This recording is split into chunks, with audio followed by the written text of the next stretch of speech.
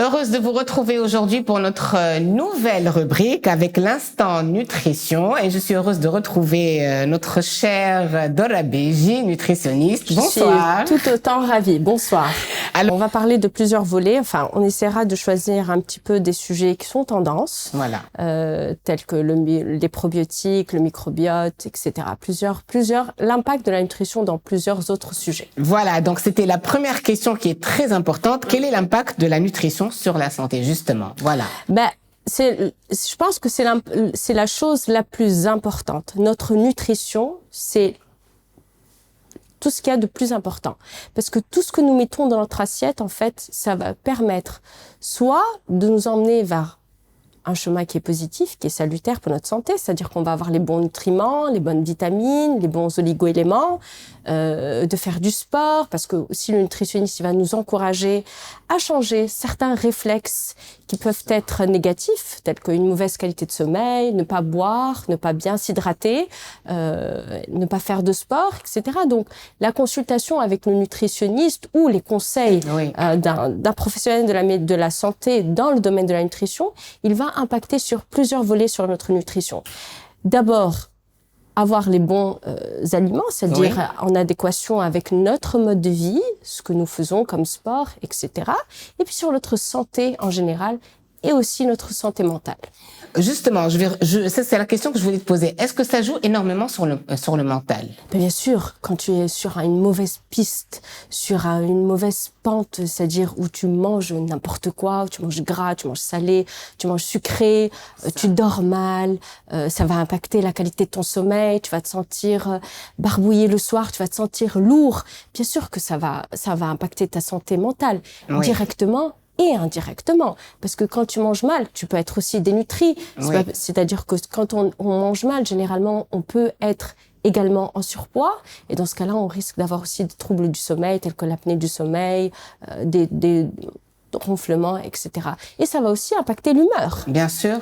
L'humeur. C'est-à-dire que quand tu prends de la vitamine C, de la vitamine D, de la vitamine E, quand tu es bien dans ton assiette, ça va systématiquement impacter sur ton bien-être physique et sur ton bien-être mental. Surtout, en fait. Sur tes hormones, etc.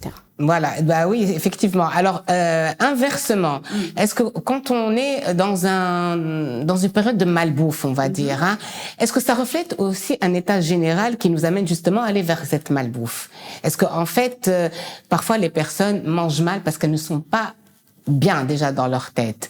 Est-ce que le fait de changer d'alimentation justement va les amener à reprendre un rythme de vie, changer d'humeur, être mieux dans sa peau, se sentir mieux? Donc c'est très psychologique aussi. C'est très psychologique parce que comme je l'ai dit tout à l'heure, ce que tu mets dans ton assiette va refléter tout ton état de santé et ça va refléter aussi ton bien-être physique, mental, même ta sociabilisation, même ton rapport par rapport à ton image, à l'image de soi, etc. Exactement. Et surtout aussi la fluctuation hormonale. Oui. Ça, nous, les femmes, on va dire qu'on a pas mal de choses qui ne jouent pas souvent en notre faveur. Non, du tout. Mais ça, on pourra en parler, on pourra le développer un très bon sujet. Exactement. L'impact de la nutrition sur nos hormones. Exactement. Alors, quel est le rôle du diététicien ou du nutritionniste, justement, sur ce plan-là? C'est de tout. C'est d'évaluer d'abord notre santé en général, même si c'est pas un médecin, parce qu'il y a des médecins nutritionnistes et des diététiciens. Oui. Donc, c'est une consultation qui englobe en général tout. C'est-à-dire qu'on peut demander un bilan sanguin, où on peut vérifier tous les paramètres biologiques, tels que la glycémie, le fer, l'hémoglobine, la ferritine, etc., la TSH, etc. Et puis, ça peut englober aussi de savoir ce que nous, comme le patient, comment il mange, comment il vit. Justement. C'est-à-dire qu'on prend le patient dans sa globalité. C'est-à-dire qu'on le prend en tant qu'être humain. C'est pas juste ce qu'il mange, mais comment il vit. C'est-à-dire, par exemple, si cette personne-là, elle a des mauvaises habitudes, c'est-à-dire qu'elle mange beaucoup de sucre. D'accord. Ou elle mange dehors, ou elle mange de la malbouffe, entre guillemets, ou elle boit beaucoup de soda sucré, ou des jus sucrés.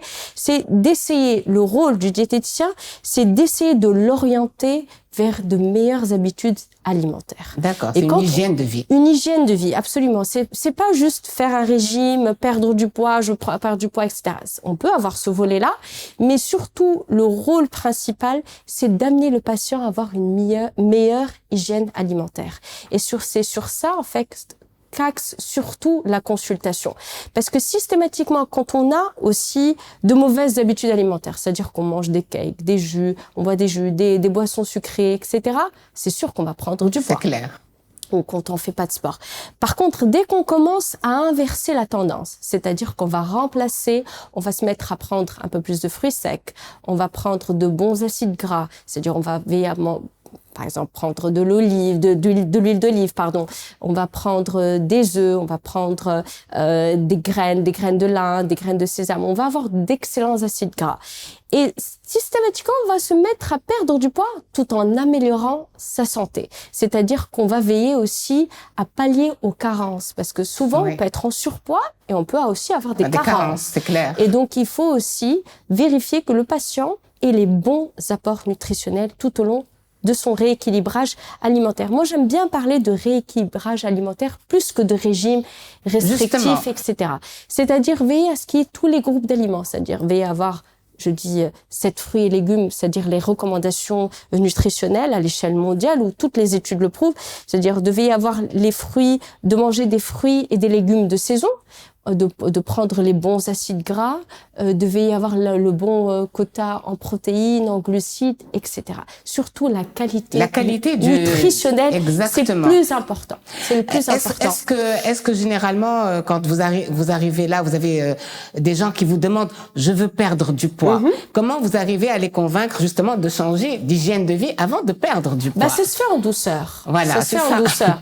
C'est-à-dire que d'abord, c'est un relationnel. C'est beaucoup discuter avec le patient, c'est d'essayer de voir le profil, c'est de le prendre dans sa totalité, c'est-à-dire de comprendre comment cette personne-là vit et de l'impacter, c'est-à-dire de lui faire des petits changements salutaires. Tout simplement. C'est-à-dire l'amener au fur et à mesure des consultations, parce que généralement, la consultation de nutritionniste, c'est rare que ce soit une seule consultation. C'est clair. C'est généralement un suivi sur une longue durée. Donc, on a la chance de voir le patient sur plusieurs fois et on devient assez proche même. Donc, on peut l'impacter s'il mange pas des fruits et légumes, d'essayer de l'amener à manger plus de fruits et légumes. S'il mange dehors, d'essayer de l'amener à apprendre à cuisiner sainement chez soi, de lui faciliter la tâche pour que ça ne soit pas compliqué. Parce que généralement, quand on parle de régime ou de rééquilibrage alimentaire, ça va lui sembler être compliqué au quotidien. Ils vont te dire, on a des enfants, on peut pas, etc. On n'a pas le temps, il faut faire les courses, etc. Donc, d'essayer de faciliter la tâche au patient. Quand il sent que c'est facile, il va commencer petit à petit à faire des changements salutaires.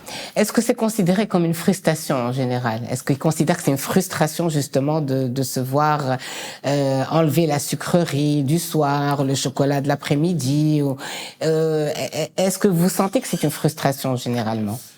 Pour ne pas te mentir, oui. Oui, sincèrement, oui. Il y a des efforts à faire. Il y a beaucoup d'efforts à faire, mais généralement les efforts payent. Oui. C'est ce que je dis toujours. Mais oui, il y a beaucoup d'efforts à faire. Je vais pas te mentir.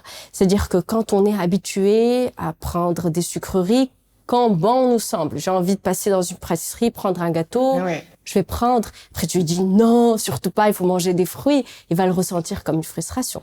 C'est évident. Mais de lui laisser quand même un minimum de plaisir.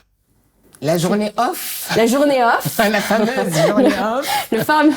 Et puis, on peut avoir des petites douceurs, mais un petit peu plus allégées en sucre. De faire des petites combinaisons nutritionnelles, de lui apprendre à manger plus de fibres pour qu'il puisse prendre un peu de sucrerie. S'il y a des patients qui aiment prendre des petites douceurs le soir, d'essayer de l'orienter vers des choses qui soient plus saines, un peu de chocolat noir, un fruit. Justement, pour ne pas se sentir frustré. Bien sûr. Alors, la chose la plus importante de ça, l'importance de l'eau dans tout ça, il faut qu'on le dise aux gens. L'importance de l'hydratation. De l'hydratation, voilà. Ça nous permet d'éliminer les toxines par la voie rénale. Il faut bien s'hydrater. Pour notre cerveau, pour notre yeux, il faut savoir que le corps humain est composé la majeure partie d'eau, donc il faut vraiment veiller à s'hydrater. Ça dépend des cas. Il faut au minimum 1,5 litre. Après, plus on fait de l'activité sportive, plus on augmente cette quantité-là. Mais c'est toujours important. C'est comme la qualité de sommeil, c'est important. De veiller à manger ses fruits et légumes par jour, c'est important.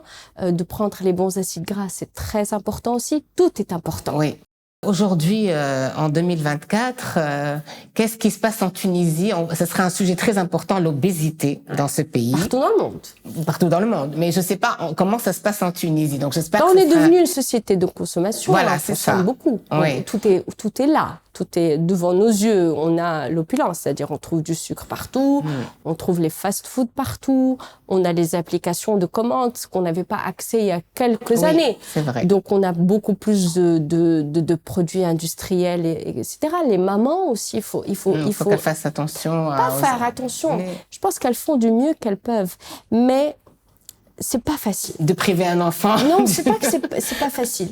Elles ont généralement pas beaucoup le temps. Donc il faut faciliter et c'est de mettre une hygiène de vie pour toute la famille, que ce soit vraiment quelque chose qui soit accessible pour toute la famille. Donc en fait, c'est là où ça deviendra plus facile. Donc en fait, on bannit un peu le mot régime, on donne beaucoup plus place à hygiène, c'est ça? Exactement. Voilà. C'est exactement. C'est l'hygiène et c'est notre hygiène alimentaire, c'est la nutrition entre guillemets qui va impacter toute notre santé, parce qu'on pourra à ce moment-là éviter certaines pathologies qui sont liées à une mauvaise nutrition, telles que le diabète de type 2, les maladies cardiovasculaires. On peut éviter plusieurs pathologies. Et là, on parlera, si tu veux, d'une fois des pathologies qui sont liées à la nutrition. Important. Oui, on pourra du moins les prévenir, parce qu'il y a beaucoup dans la nutrition le rôle de la prévention. Comment on peut prévenir? Quels sont les outils qu'on peut donner aux patients, à la personne qui est en face de nous, les outils pour éviter, pour prévenir au moins pour éviter pathologies. Exactement. Écoute, Dora, je te remercie beaucoup pour cette rubrique d'aujourd'hui. C'est une belle présentation. Je suis très contente de t'avoir parmi nous. D'ailleurs, moi, je suis très contente d'être là.